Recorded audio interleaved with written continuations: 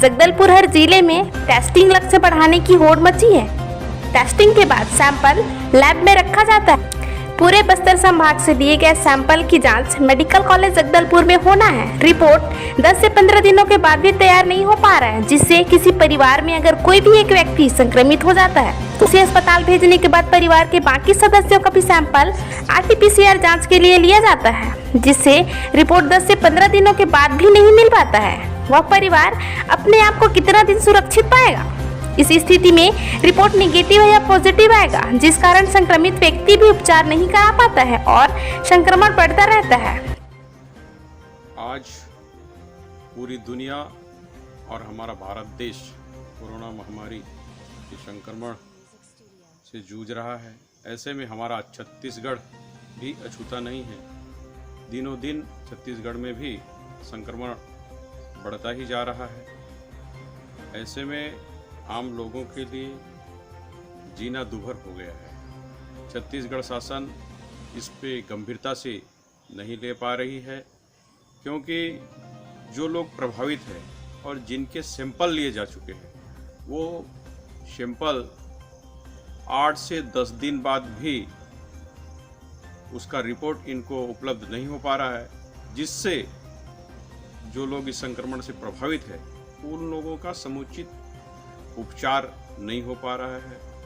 अगर किसी के घर में कोई एक व्यक्ति भी अगर संक्रमण से प्रभावित होता है और उसे अस्पताल भेज दिया जाता है, उसके पश्चात उसके घर के सारे परिवारों का सैंपल लिया जाता है और उसका RT-PCR रिपोर्ट के लिए हमारे बस्तर संभाग के जगदलपुर के मेडिकल कॉलेज में भेजा जाता है, जहाँ पे रिपोर्ट आने में 10 से 15 दिन और उससे भी अधिक समय लग रहा है, जिससे प्रभावित परिवार दुविधा की स्थिति में है कि हमारा रिपोर्ट नेगेटिव आएगा कि पॉजिटिव आएगा।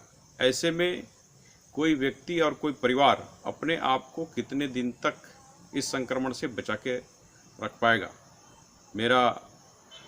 किसी व्यक्ति की कोरोना के अलावा अन्य बीमारी से मृत्यु हो जाती है तो उस व्यक्ति का शव कोरोना जांच के 5 से 7 दिनों तक रखा जाता है।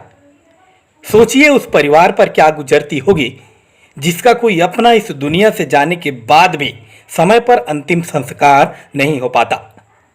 छत्तीसगढ़ शासन और सभी जिला प्रशासन को इन विषयों को गंभीरतापूर्वक लेते हुए समुचित व्यवस्था करने की आवश्यकता है।